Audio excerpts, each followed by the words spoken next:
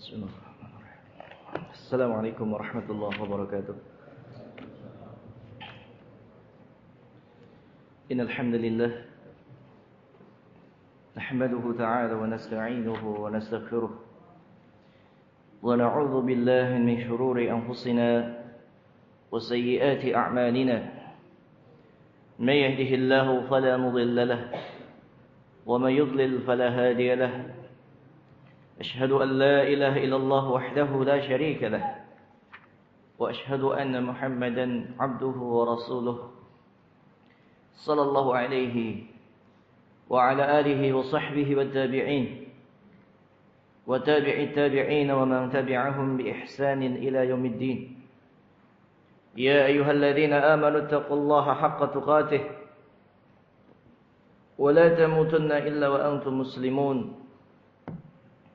يا أيها الناس اتقوا ربكم الذي خلقكم من نفس واحدة وخلق منها زوجها وبث منهما رجالا كثيرا ونساء واتقوا الله الذي تساءلون به والأرحام إن الله كان عليكم رقيبا. يا أيها الذين آمنوا اتقوا الله وقولوا قولا سديدا يصلح لكم أعمالكم ويغفر لكم ذنوبكم ومن يطع الله ورسوله فقد فاز فوزا عظيما. أما بعد فإن خير الكلام كلام الله وخير الهدي هدي محمد صلى الله عليه وعلى آله وسلم وشر الأمور محدثاتها فإن كل محدثات بدعة وكل بدعة ضلالة وكل ضلالة في النار. Ikhwana fiddin azakumullah. Kita lanjutkan dari pembahasan tafsir surah Al-Ma'un dari tafsir Al-Imam Ibn Katsir rahimahullahu ta'ala. Qala al-Imam al-Hafidh al-Mufassir al-Faqih al-Mu'arrikh الزاهد أبو الفداء إسماعيل ابن كثير رحمه الله تعالى الدمشقي الشافعي. وقوله ويمنعون الماعون,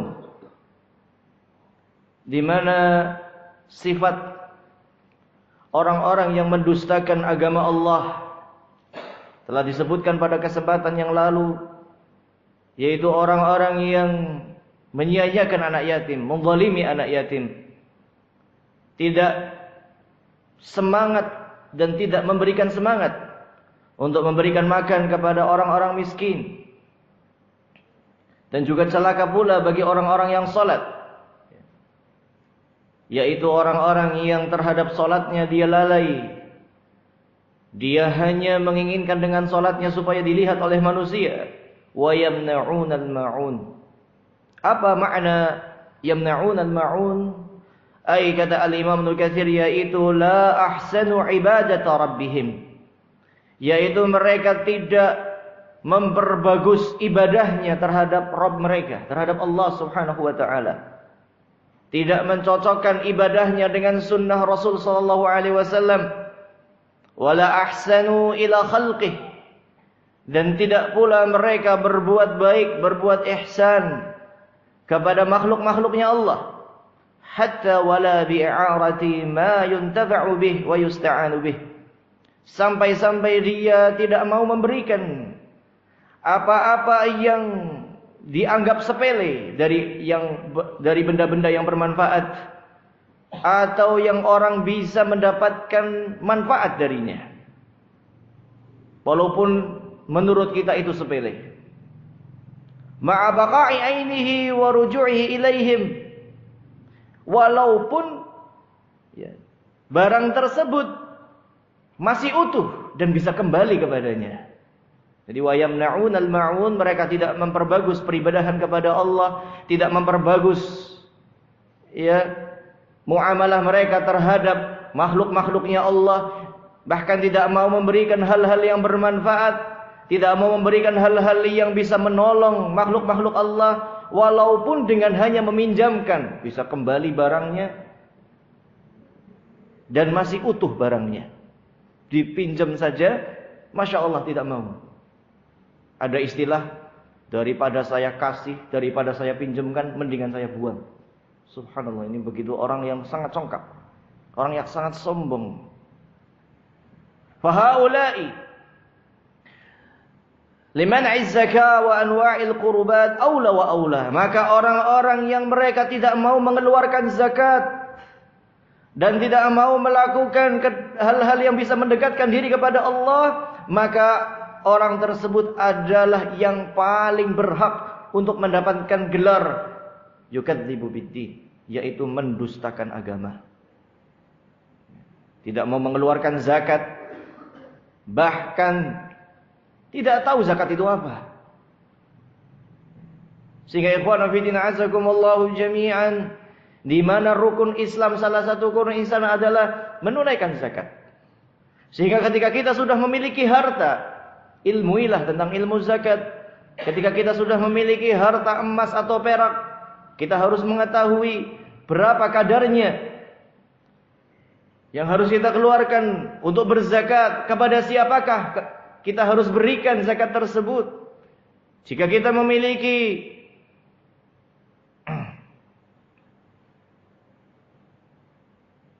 harta-harta yang lainnya, binatang ternak misalkan, maka kita pun harus mengetahui kadar-kadar umur mereka yang harus dizakati dan jumlah yang harus dizakati dari binatang-binatang ternak tersebut. Dan bagaimana cara mengeluarkannya? Nah, ini juga harus sesuai dengan sunnah Rasul sallallahu alaihi wasallam, yaitu telah sampai nisabnya dan haulnya, telah sampai kadar wajib zakatnya dan waktu wajib zakatnya. 1 tahun penuh. Dan juga telah memenuhi syarat-syarat. Jika itu adalah dinar, 20 dinar, ya, maka setengah dinarnya harus dikeluarkan. Dan seterusnya, ikhwan fillah azakumullah. Dikeluarkan setahun sekali. Atau ada sebagian riwayat yang membolehkan menyegerakan, ya, menyegerakan zakat tersebut. Misalkan kurang 1 bulan, kurang 2 bulan disegerakan, itu pun ya dengan diniatkan sebagai zakat yang sudah penuh dengan 1 tahun. Wallahu taala a'lam bissawab, ada yang mengatakan demikian. Adapun kalau zakat tersebut ditentukan 1 bulan sekali, maka ini tidak ada tuntunnya dalam hadis Rasul sallallahu alaihi wasallam. Boleh menyegerakannya karena suatu hajat, boleh mengakhirkannya karena suatu hajat, bukan untuk menunda-nunda. Tetapi kalau ditunaikan sehingga ada istilah zakat sebulan sekali, maka ini tidak ada tuntunannya dari Nabi sallallahu alaihi wasallam. Itu zakat mal, zakat harta. Sehingga dalam mengeluarkan harta pun kita ada tata caranya dalam Islam. Dan yang paling berhak untuk meminta zakat untuk nanti dibagikan adalah pemerintah. Jika pemerintah sudah mengumumkan kepada para aghnia, para orang-orang kaya untuk mengeluarkan zakat dikumpulkan oleh pemerintah, serahkan kepada mereka. Dan tidak perlu suudzon terhadap mereka, karena itu adalah hak mereka untuk menarik dana zakat dari orang-orang kaya dari kalangan kaum muslimin. Tinggal nanti tanggung jawab mereka untuk menyerahkannya sesuai dengan hak-haknya yang sudah dipatenkan dalam syariat pula.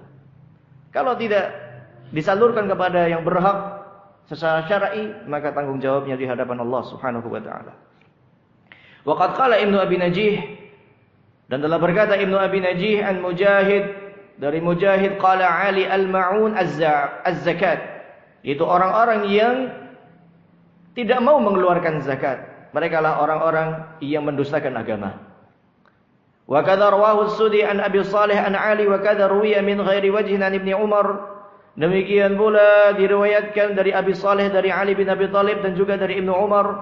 Wa bihi yaqulu Muhammad ibn al-Hanifiyah wa Sa'id ibn Jubair wa Ikrimah wa Mujahid wa Atha wa Atiyah al-Aufi wa Zuhri wal Hasan wa Qatadah wa Dhahhak wa Ibn Zaid. Dan ulama tafsir yang lainnya yang tadi kita sebutkan adalah yang mengatakan al-ma'un az-zakah. Itu zakat. Al-ma'un adalah az-zakat. Qala Al-Hasan Al-Basri, berkata Al-Imam Al-Hasan Al-Basri rahimahullah, in salla ra'a wa in fatat lam ya'si 'alaiha wa yamna' az-zakata malih. Orang-orang yang yamna'un al-ma'un, orang-orang yang tidak mau ma'un adalah orang-orang yang apabila salat dia riya. Ini kata Al-Hasan Al-Basri. Wa in fatat lam ya'sa 'alaiha. Kalau terluput waktu salat, dia tidak menyesalinya. Tidak menyesalinya, tidak bertobat kepada Allah. Wa yamna'u zakata malih, dan dia pun tidak mau menunaikan zakat dari hartanya. Wa fi lafdhin, dalam lafaz lain, sadaqata malih, dia tidak mau mengeluarkan sedekah dari hartanya. Wa qala Zaid bin Aslam, berkata Zaid bin Aslam, humul munafiquna dhaharatis salata fasalluha wa dhamatatis zakah famana'uha. Al-ma'un di sini adalah orang-orang munafik. Ketika ditegakkan salat, mereka berpura-pura salat. Dan ketika dipinta atas mereka untuk berzakat, famana'uha, maka mereka pun lari, tidak mau menunaikan zakatnya. Yaitu masih muslim, tetapi tidak mau menunaikan zakat. Oleh karena itu pada zaman sahabat yang mulia Abu Bakar As-Siddiq, beliau menyatakan perang terhadap orang-orang kaya yang tidak mau mengeluarkan zakat. Sehingga pemerintah itu berhak untuk mengancam orang-orang kaya yang tidak mau mengeluarkan zakat. Bahkan terjadi pertempuran. Dikirim pasukan untuk meminta haknya Allah berupa zakat tersebut. Dan jangan diremehkan yang namanya zakat, ikhwan fillah azakumullah. Jika zakat itu benar-benar ditunaikan, diminta dari orang-orang kaya, tu'khadhu min aghniyaihim faturaddu ala masakinihim, ala fuqaraihim, diambil dari orang kayanya kaum muslimin, kemudian diberikan kepada fuqaranya kaum muslimin, maka kaum muslimin tidak akan ada yang kelaparan. Tidak ada istilah negeri miskin. Dan zimmi, kafir-kafir zimmi diminta pajaknya. Sehingga zakat bagi kaum muslimin dan jizyah, yaitu pajak bagi orang-orang kafir yang berada di negeri kaum muslimin, diminta pajaknya. Diminta, dipungut pajaknya. Kalau mau tinggal di negeri kaum muslimin. Alhamdulillah negeri ini kita katakan adalah negeri yang dimiliki oleh kaum muslimin. Yang begitu tersebar syariat Islam, syariat yang paling mulia yaitu salat, puasa, haji, begitu berbondong-bondong, sehingga Indonesia adalah negerinya kaum muslimin, harus dijaga.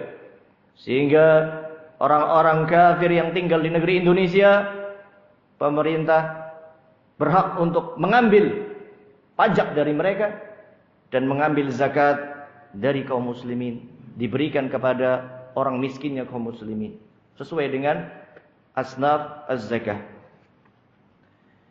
Sehingga pada zaman Umar bin Khattab radhiyallahu anhu, di mana harta negara ketika itu sudah melimpah ruah dari zakat, penghasilan negara adalah dari zakat, ditampung untuk tujuan-tujuan pertamanya adalah tadi diberikan kepada orang-orang miskin dari kalangan kaum muslimin.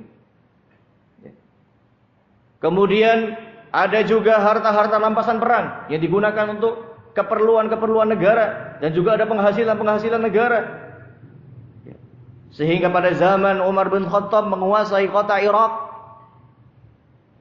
menguasai Jaziratul Irak, sampai janda-janda orang-orang kufar, janda-janda orang-orang kufar ikut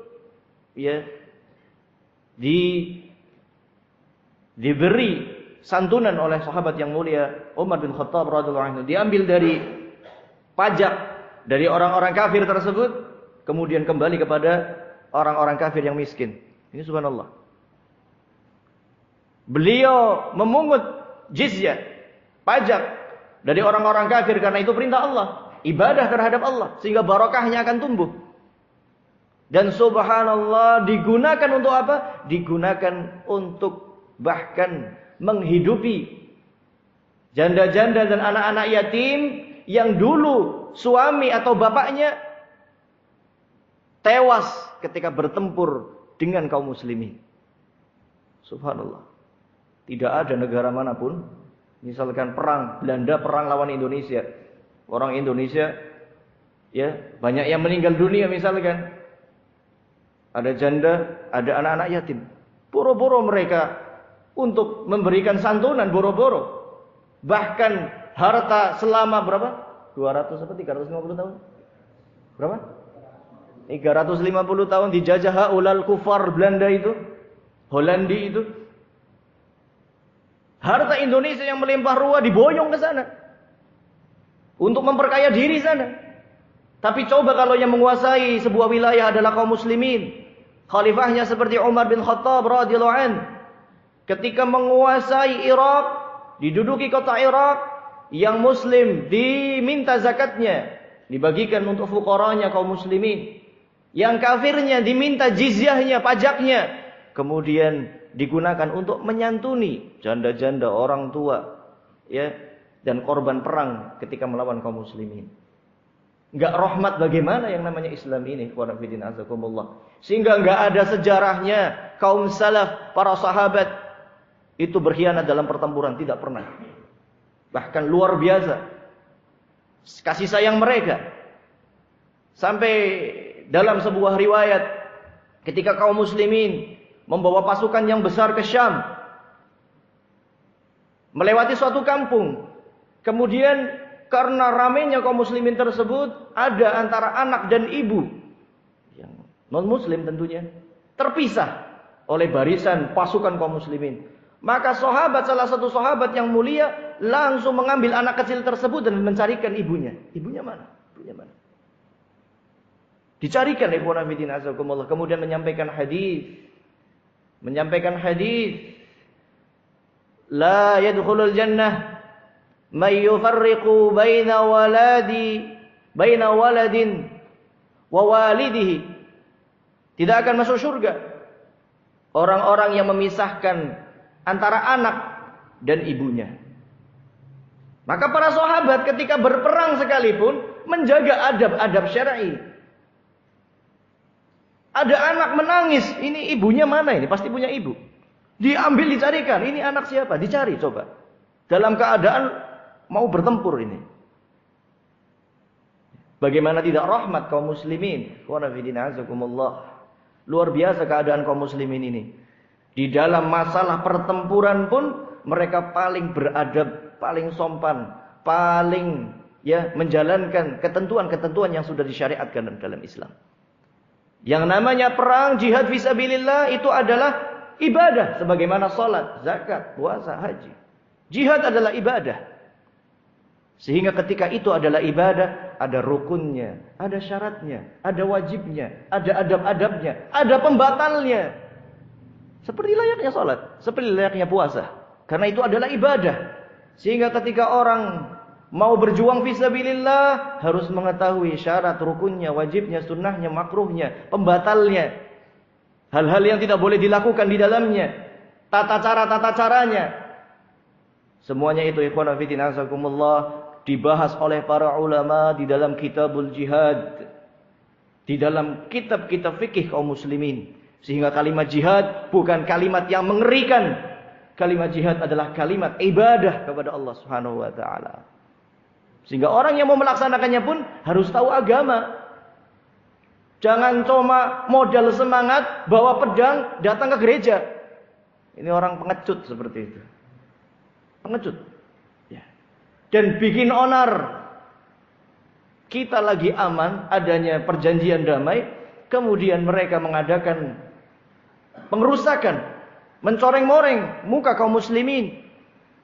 Gara-gara satu orang yang melukai beberapa orang kafir, seluruh kaum muslimin dicap sebagai orang yang sama seperti itu. Sehingga kaum muslimin yang dimuliakan Allah Subhanahu wa taala, kembalilah kepada agama Allah. Ya. perlu kita sampaikan dalam masalah ini karena memang hukuman bagi orang-orang yang tidak mau ketika diminta zakatnya, pemerintah berhak untuk menyerangnya, untuk menangkapnya, untuk memaksa diambil daripada zakat tersebut. Nah, sekarang ketika pemerintah itu membebaskan kepada kita dan tidak ikut campur dalam ranah zakat tersebut, maka kita ikhwana fillah azakumullah yang harus saling mengingatkan. Karena betapa banyak kaum muslimin yang tidak berzakat.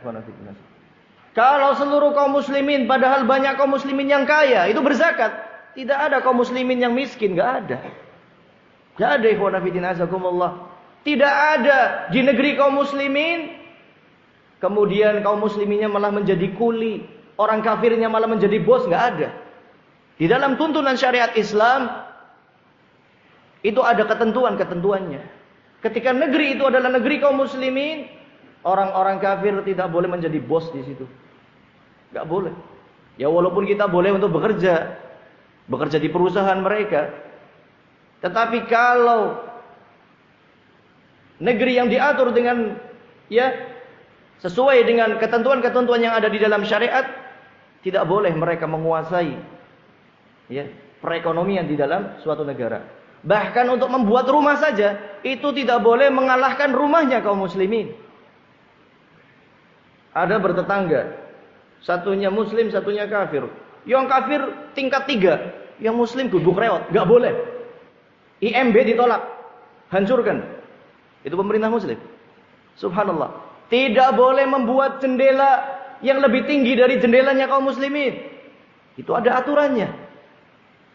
Sehingga dalam negeri-negeri yang menjalankan dengan ketat syariat Islam seperti di Saudi Al-Arabia, komplek perumahan orang-orang kafir itu dikelilingi dengan tembok yang sangat tinggi. Rumahnya pendek-pendek. Kenapa? Karena tidak boleh rumah mereka itu lebih besar dari rumahnya kaum muslimin. Jendela mereka tidak boleh lebih tinggi dari jendelanya kaum muslimin. Sehingga inilah ikhwan fillah azakumullah, dan mereka diletakkan di pinggir atau di dekat masjid supaya bisa mendengarkan bacaan Quran, bisa mendengarkan adzan, bisa melihat orang sholat. Ada aturan-aturannya dalam syariat Islam. Sehingga begitu luar biasa dalam permasalahan penataan ruang, tata ruang kota saja Islam mengatur. Diatur. Ikhwan fillah azakumullah. Sehingga orang itu akan paham, oh itu negerinya, rumahnya kaum muslimin. Oh itu rumahnya orang kafir. Sehingga akan beda. Inilah ikhwan fillah azakumullah, diatur dalam sedemikian rupanya permasalahan-permasalahan di dalam Islam tersebut. Kita lanjutkan. Wa qala al-A'mash wa Syu'bah 'anil Hakam an Yahya al-Jazzar anna Abul Ubaidain sa'ala Abdullah bin Mas'ud 'anil ma'un. Abdullah bin Mas'ud ditanya mengenai al-ma'un. Beliau mengatakan huwa ma yata'awaruhu an-nas bainahum min al-fa'si wal qidar. Al-ma'un adalah sesuatu yang dianggap ringan, sepele oleh manusia.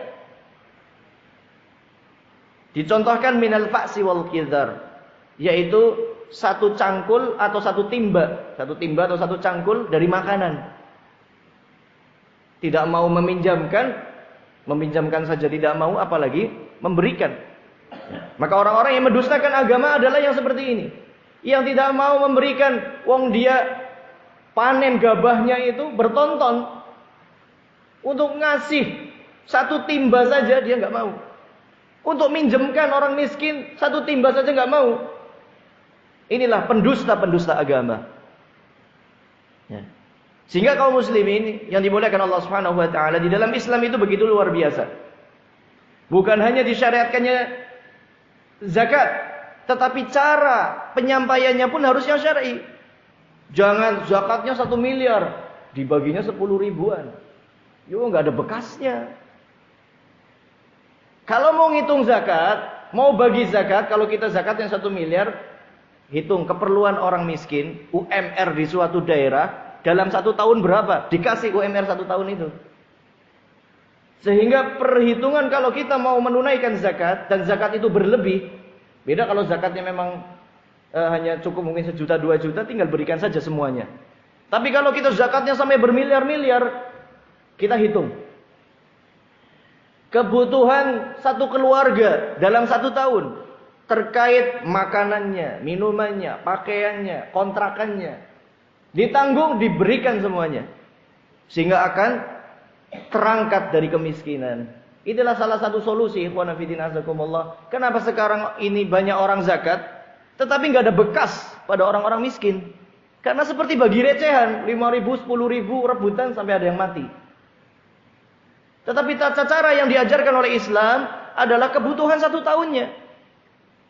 Dibahas oleh para ulama, kebutuhan 1 tahun diberikan. Loh, nanti enak sekali ya, supaya dia terangkat dari kemiskinannya.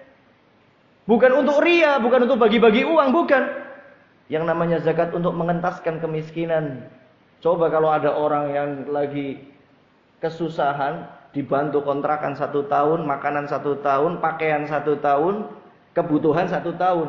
Dikasih misalkan total berapa 1 tahun? Berapa? Berapa? 50 juta. Gede sekali. Berapa? Per bulannya misalkan berapa? Per bulan 3 juta misalkan, anaknya 10. 3 juta kali 12. Berapa itu? Sudah 36 juta. Kalau dia 1 miliar zakatnya, ya tinggal dibagi saja. Satu keluarga miskin dikasih 36 juta. Sudah hilang miskinnya dia. Benar gak? Nah, ini yang namanya cara pembagian yang syar'i. Sehingga akan mentas itu. Ya. Coba kalau di sini ada seorang yang ghani, yang kaya, zakat per tahunnya 1 M. Dihitung saja, 1 RT-nya diangkat dulu. Ini yang miskin siapa? Catat. Kasih 36 juta, 36 juta. Kita sudah 1 tahun itu 1 RT mentas dari kemiskinan. RT tetangga 1 tahun berikutnya, catat lagi. Sehingga 1 orang kaya dalam 1 kampung bisa mengentaskan kemiskinan 1 kampung. Gak usah pakai Bank Dunia, hutang sama Cina, hutang sama Amerika, gak usah. Zakat. Kekuatan zakat itu luar biasa. Jangan remehkan syariat Islam. Asalkan ketika kita membaginya dengan cara yang syar'i. Dengan cara yang syar'i. Inilah luar biasanya Islam. Sehingga pada zaman Umar bin Khattab melimpah ruah. Apalagi pada zaman Umar bin Abdul Aziz. Sudah. Sampai negara itu bingung. Ini uang untuk apa ini? Mau dikasih. Saya sudah kaya. Untuk apa saya dapat zakat? Malu dong. Kaya kok dapat zakat. Dikasih lagi. Mohon maaf. Saya sudah kaya. Kasih mohon maaf. Negara bingung. Akhirnya sayembara. Siapa yang mau nikah? Dibuatkan rumah, dikasih kendaraan, dikasih fasilitas, dikasih pekerjaan. Nggak enak bagaimana seperti ini. Jadi bujang-bujang nggak ada hujah akhirnya. Nggak ada istilahnya bujang miskin, nggak ada. Langsung mau nikah semuanya. Lalu seperti ini. Nah inilah salah satu ya kejayaan daripada negeri kaum muslimin di zamannya. Ketika apa? Menjalankan syariat Islamnya. Syariatnya dipakai. Bukan untuk slogan-slogan tok. Bukan untuk syariat Islam, syariat Islam. Dia sendiri sambil pegang rokok. Demo. Tegakkan syariat Islam. Oh, di sini dia masih megang rokok. Loh, gimana sih? Itu dilepas dulu itu. Ya, slogan menegakkan syariat Islam. Dia sendiri belum bisa meninggalkan kemaksiatannya. Ya, sudah, nggak usah panjang-panjang. Kalau kita kaya, zakat. Zakat dengan yang syar'i. 1 kampung bisa kaya semua dengan seperti itu. Inilah ya, jangan sampai kita menjadi orang-orang yang yamna'unal ma'un, tidak mau memberikan uang zakat.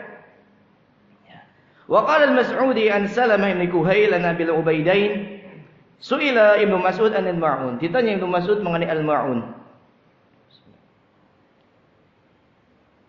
Huwa ma yata'atahu an-nas bainahum min al-fa'si wal qidar wad-dal wa ashbaha dzalik. Yaitu apa yang diberikan kepada manusia, 1 timba atau 1 cangkul ataupun 1 tolok, gitu, 1 wadah. Orang kalau lagi panen, ya lagi panen ini, jangan segan-segan untuk memberikan fuqara dan masakin. Misalkan panennya bukan perkara yang wajib zakat, panen cabai misalkan, ya cabai zakat enggak, enggak, cabai, panen cabai, cabainya lagi mahal. 1 kilonya 50.000 di pasaran misalkan. Wah, kaya mendadak ini orang. maka jangan segan-segan untuk memberikan fuqara dan masakin. Nih. Nah, itu. Subhanallah. Inilah khonafidin azakumullah. Kalau kaum muslimin sadar dengan syariatnya, kemuliaan Islamnya, maka tidak ada itu orang-orang yang kemiskinan di negeri kaum muslimin. Ya. Sehingga para sahabat dulu orang-orang miskin, keluar dari Mekah itu nggak bawa apa-apa kecuali bajunya. Satu keluarga disambut oleh muhajirin, bersatu semuanya, sampai akhirnya Allah izinkan terus berkembang Islam, sampai akhirnya Rasulullah meninggal dilanjutkan oleh Abu Bakar, Umar, Utsman, Ali, dilanjutkan oleh sahabat yang mulia Muawiyah bin Abi Sufyan dan seterusnya. Dan ketika itu dilanjutkan ya pemerintahannya, bukan urusan agamanya, oleh khalifah-khalifah yang setelahnya, sultan-sultan yang setelahnya, muluk, raja-raja yang setelahnya, dengan bimbingan para ulama, sehingga luar biasa hasilnya. Ya. Sekarang kita tanya satu perbandingan saja, nggak usah jauh-jauh. Kita lihat negeri Saudi. Ada nggak orang Saudi asli yang miskin? Ada nggak? Ada nggak? Ngangon kambing aja pakainya Ferrari. Ya, angon kambing pakainya Ferrari. Ini orang kaya atau orang miskin ya? Walaupun 60% nggak punya rumah, karena mereka orang Baduy. Senangnya pakai tenda. Tapi sekali pindah mobilnya luar biasa. Jadi mereka nggak punya rumah karena memang mereka lebih senang hidup berpindah-pindah menggunakan tenda.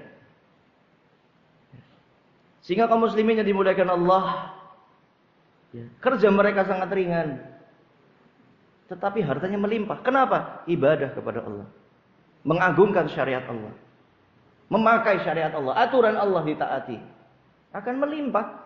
Kita kerjanya gampang, dapatnya banyak.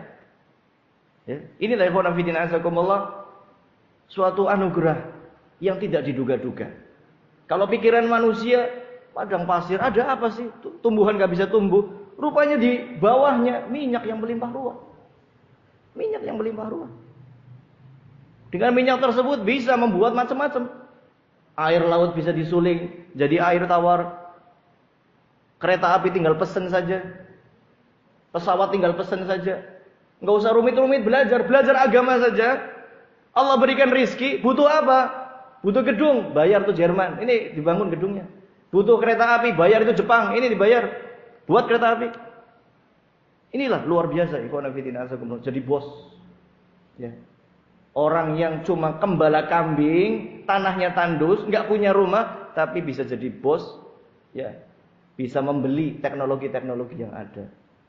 Ya. Inilah ikhwan fillah azakumullah. Satu contohnya nyata saja. Tetapi kebanyakan kaum muslimin sekarang dijauhkan dari Saudi Arabia karena takut. Ya, karena takut nanti kaum muslimunnya niru Saudi Arabia, jalankan syariat Islam secara taat, ya, atau dengan bahasa yang agak gimana itu, awas Wahabi, dikit-dikit Wahabi, dikit-dikit Wahabi. Alhamdulillah, Wahabi adalah namanya Allah. Allah Al-Wahhab, Allah Maha Memberi, sehingga Allah memberikan pemberian yang sangat banyak di negeri yang digelari dengan Wahabi. Ya, ya, doa Wahabi itu, ya, banyak diberi oleh Allah Al-Wahhab. Hakata, kita digelari Wahabi, amin. Ya Wahhab, habli, berikanlah aku rezeki yang banyak. Sudah nggak usah pusing-pusing sekali. Wahabi itu gelar yang baik. Wahabi, alhamdulillah, Al-Wahhab adalah Allah yang memberikan segala sesuatunya kepada kita. Alhamdulillah. Jadi mereka mau menggelari gelar-gelar jelek itu bingung. Akhirnya memberinya gelarnya Wahabi. Gelar yang baik, Wahabi. Dari kalimat Wahhab, asma Allah. Nggak usah pusing-pusing. Ya. Diriwayatkan oleh Al-Imam Ibnu Jarir At-Tabari, haddatsana Muhammad bin Ubaid Al-Muharibi, qala haddatsana Abu Al-Ahwas an Abi Ishaq an Abi Al-Ubaidain wa Sa'd bin Iyad an Abdullah. Dari Abdullah bin Mas'ud, beliau mengatakan kunna ashabu Rasulillah sallallahu alaihi wasallam natahaddatsu anna al-ma'un ad-dal wal fa's wal kidar. Dulu sahabat Rasulullah membicarakan mengenai al-ma'un, maka al-ma'un adalah satu cangkul atau satu wadah atau satu timba dari makanan. La yustaghna anhunna, yang kebanyakan orang itu enggak butuh. Ya, teruslah segitu paling. Ya, hartanya banyak. Maka orang-orang yang meremehkan harta walaupun sedikit, ini adalah orang-orang yang benar-benar mendustakan agama. Ngasih coba beras 1 kilo itu berapa paling harganya? 10.000. Itu saja enggak mau. Sehingga Rasulullah SAW mengatakan, la yu'minu ahadukum ayyakula rajulun wa jaruhu ja'yun. Kama qala sallallahu alaihi wasallam, tidak beriman seseorang apabila dia makan kenyang, tetangganya kelaparan. Enggak beriman dia kepada Allah Subhanahu wa taala. Sehingga kalau kita benar-benar mengamalkan syariat itu, luar biasa. Enggak ada istilahnya ketimpangan sosial. Gitu. Satunya kaya luar biasa, satu miskin banget. Enggak. Karena yang kaya akan mengangkat yang miskin. Yang miskin pun akan berterima kasih sama yang kaya. Itulah kaum muslimin. Sehingga para sahabat dulu tidak mempersalahkan. Ada sahabat yang kaya, enggak iri. Irinya adalah sedekahnya. Ada sahabat yang miskin tidak iri terhadap yang kaya. Yang kaya tidak merendahkan yang miskin, bahkan membantu yang miskin. Salah satu contoh sahabat yang terkenal dengan sangat fakir, sahabat Jabir bin Abdullah. Kenal ya? Jabir bin Abdullah. Orang tuanya meninggal dunia gugur di medan tempur jihad fisabilillah. Meninggalkan adik yang banyak sekali. Adik perempuan. Jabir bin Abdullah ini ganteng, gagah. Kemudian karena melihat adik-adiknya ini kecil-kecil, harus diopeni, orang tuanya sudah meninggal dunia, akhirnya menikah. Ketika menikah, Rasulullah tanya, hal tazawwajta, kamu sudah menikah? Wa Jabir bin Abdullah, na'am ya Rasulullah. Bikran aw thayyib? Janda apa perawan? Thayyib ya Rasulullah. Janda. Halla bikra, kenapa kamu tidak pilih yang perawan saja? Tula'ibuha wa tula'ibuka. Kamu bisa ya main-main, kamu bisa bersenang-senang dengan istrimu yang perawan. Ya Rasulullah, inni karihtu an akhula fi baiti misla akhawati. Ya Rasulullah, saya enggak suka jika memasukkan perempuan seumuran adik-adikku. Maksudnya apa? Pengen dapat yang janda yang lebih tua, ngopeni adine. Nah, ini pikiran dewasa luar biasa, ikhwan fillah azakumullah. Bahkan Rasulullah sering membantu. Ketika berperang karena jihad fisabilillah, itu biaya sendiri. Ya, kalau sekarang alhamdulillah yang jadi TNI, yang jadi Polri, senjatanya dari negara. Seragamnya dari negara. Kalau dulu jihad fisabilillah, pakaian beli sendiri, senjata beli sendiri, kendaraan beli sendiri. Modal sendiri semuanya. Suatu ketika Jabir bin Abdullah mau mengadakan pertempuran bersama Rasulullah SAW. Dan Jabir bin Abdullah hanya memiliki onta yang akhir, onta yang sudah tua, sudah loyo jalannya. Tapi cuma punya itu. Sampai ya Allah, gimana ini? Sahabat sudah jauh, Jabir masih tinggalan jauh. Ya, untuk dan seperti itu. Rasulullah melihatnya, Rasulullah sangat kenal siapa Jabir bin Abdullah, putra Abdullah, seorang mujahid fisabilillah yang hidup miskin. Rasulullah memanggil Jabir bin Abdullah, "Ya Jabir." Kemudian Jabir ini sebelumnya pengen menjual ini. Onta ini sudah enggak layak pakai. Ya. Kemudian ada apa ya Jabir? Ya Rasulullah, ontaku onta tua, enggak bisa mengejar onta-onta para sahabat. Akhirnya onta itu ditepuk sama Rasulullah. Setelah ditepuk, larinya lebih kencang daripada kuda. Jadi pertama, ya, sahabat ketinggalan semua dari ontanya Jabir bin Abdullah. Setelah sampai di Madinah, Rasulullah bertanya kepada Jabir bin Abdullah, "Ya Jabir, uridu an ashtari." Ya.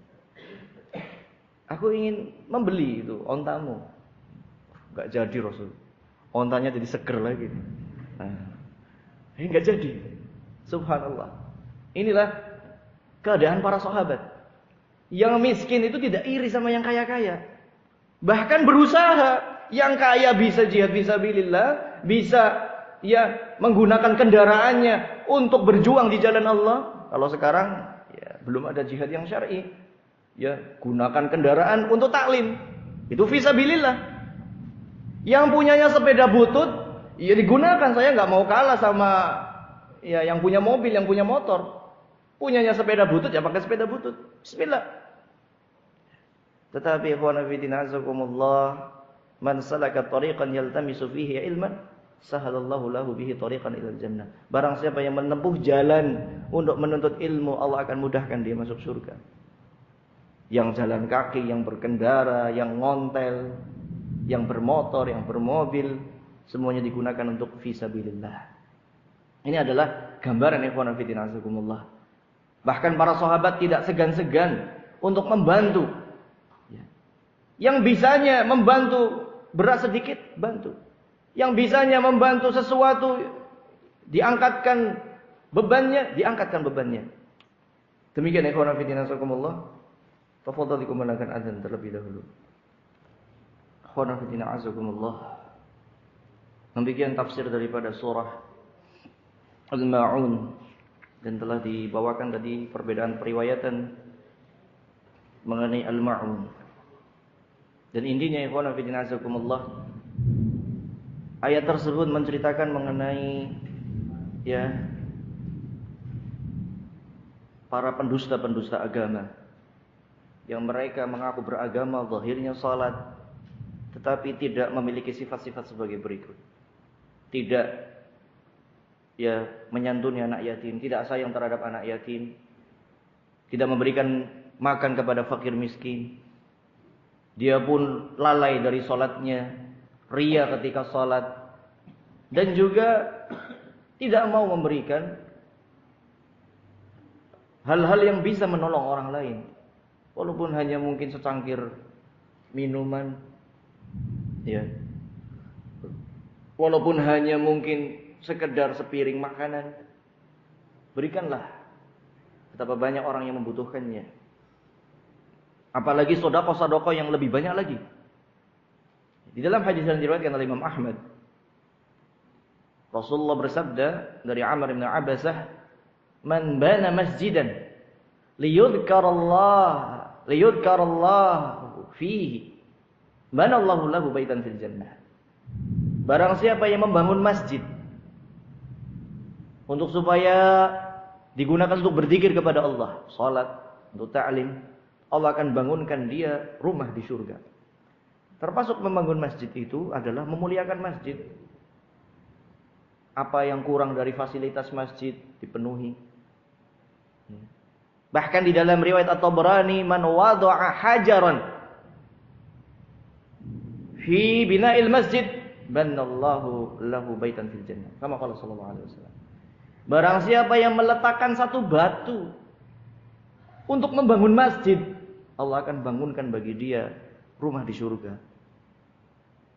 Sehingga masjid-masjid yang ada ini, ikhwan fillah azakumullah, kita berlomba-lomba untuk memiliki andil di dalam mengurusi masjid ini. Apapun yang kita mampu, walaupun hanya mampu 100.000 satu bulan atau 10.000, barangkali 10.000 itu akan bermanfaat luar biasa. Akan menjadi jariyah, akan menjadi amalan yang terus mengalir, digunakan di masjid ini. Menanggung listriknya misalkan, menanggung airnya misalkan, atau bisanya tenaga, membersihkan masjid. Ingat, pahala membersihkan masjid itu luar biasa. Dulu ada sahabiyah, sudah sepuh, tua rentak, yang biasa kalau pagi sore nyapu masjid. Nyapu. Suatu ketika Rasulullah melihat, aina fulana, di mana itu fulana yang biasa nyapu-nyapu masjid? Rasulullah perhatian. Qad matat ya Rasulullah. Ala tukhbiruni, kenapa kalian tidak menghabarkan kepadaku? Rasulullah marah. Kenapa ada penyapu masjid meninggal saya tidak dihabarkan? Kata Rasulullah. Dullani ala qabriha, tunjukkan aku kepada kuburannya. Rasulullah akhirnya ke kuburan dan sholat ghaib di situ. Berarti apa? Mulia, jangan remehkan ini yang nyapu-nyapu masjid, yang beres-beres masjid, membersihkan masjid, ngopeni masjid. Semoga Allah berikan balasan kepada semua pihak yang mengurusi masjid ini dengan sebuah rumah di surganya Allah Subhanahu wa taala. Amin ya rabbal alamin. Wa man a'taqa nafsan muslimatan kanat fidyatan min jahannam, dan barang siapa yang membebaskan satu budak, maka itu adalah pembebasan dari neraka jahanam. Sayangnya pada hari ini tidak ada budak. Ya. Semoga dengan niat kita Allah berikan pahalanya. Wa man syaba syaibatan fil Islam kanat lahu nuran yaumal qiyamah.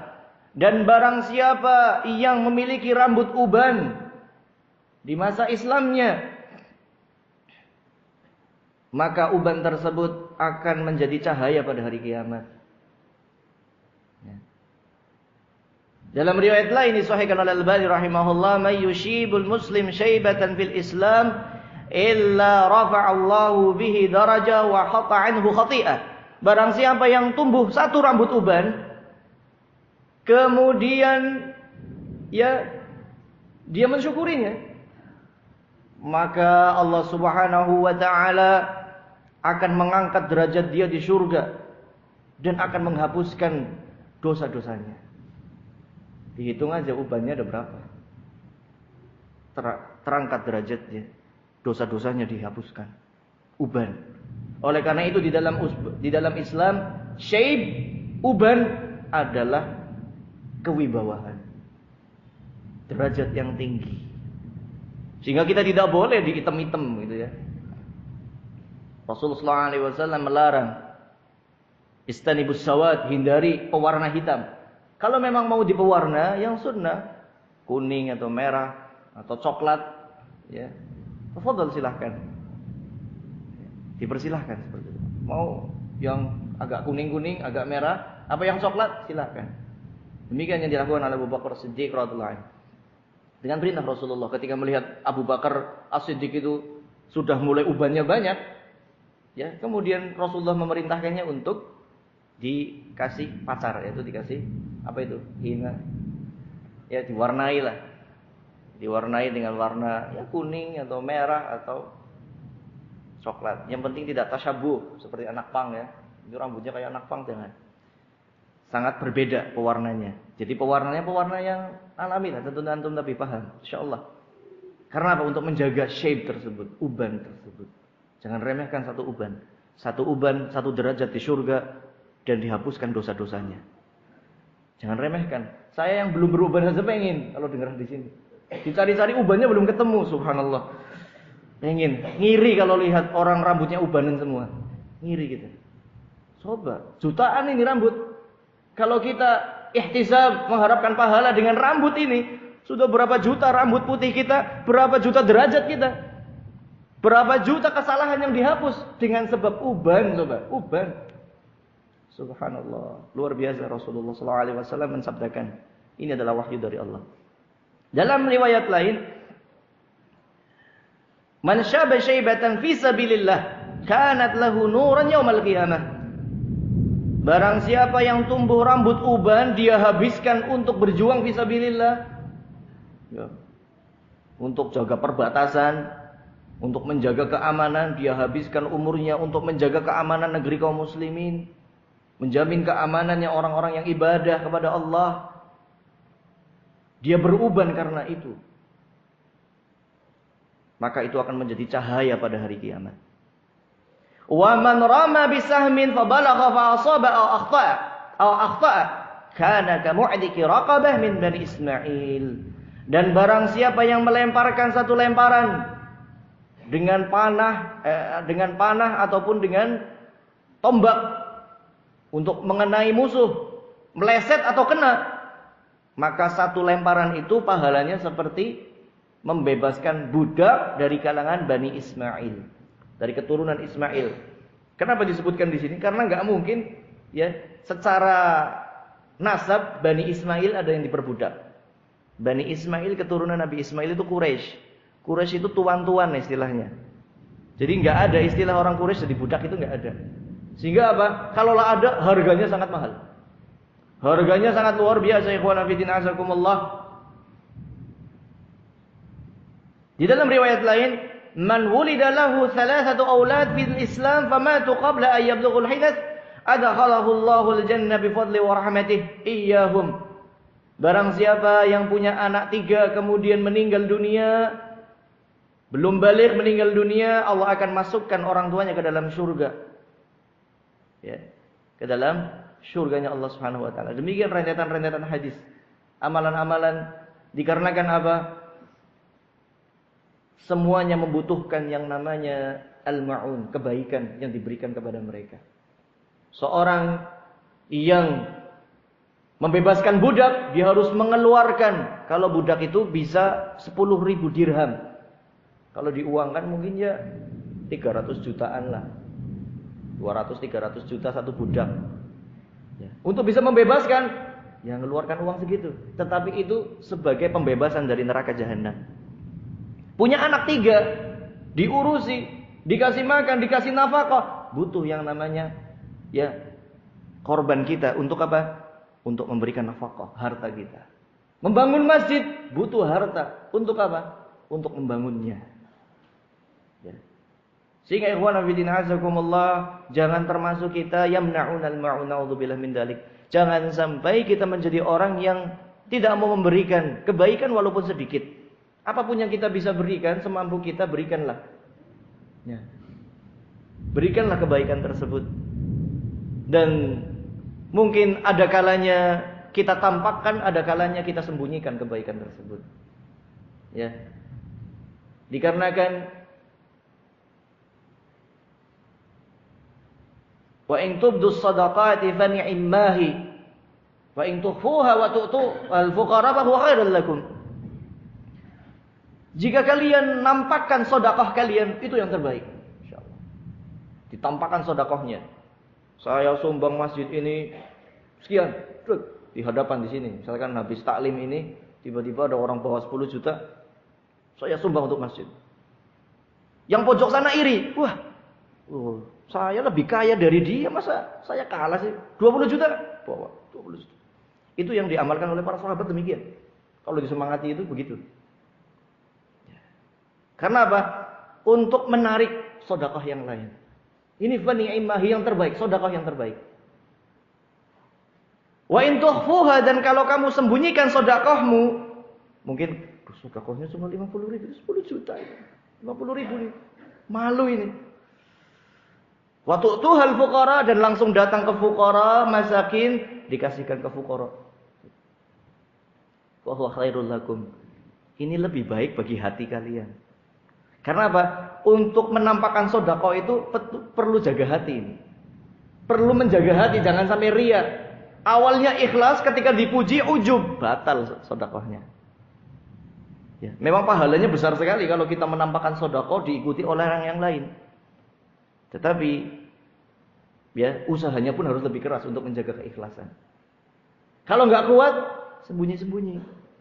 Ya, mau nyumbang masjid, waduh malu ini, punyanya 50.000, ya sudah, sembunyi-sembunyi saja.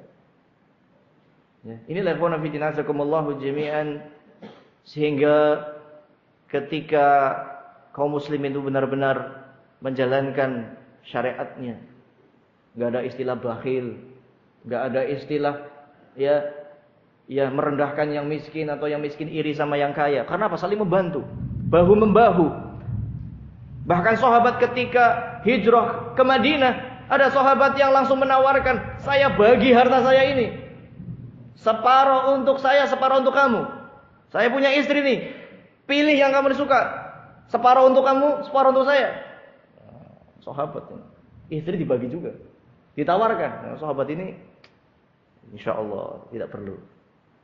Dullani ala suq, tunjukkan aku kepada pasar. Ya.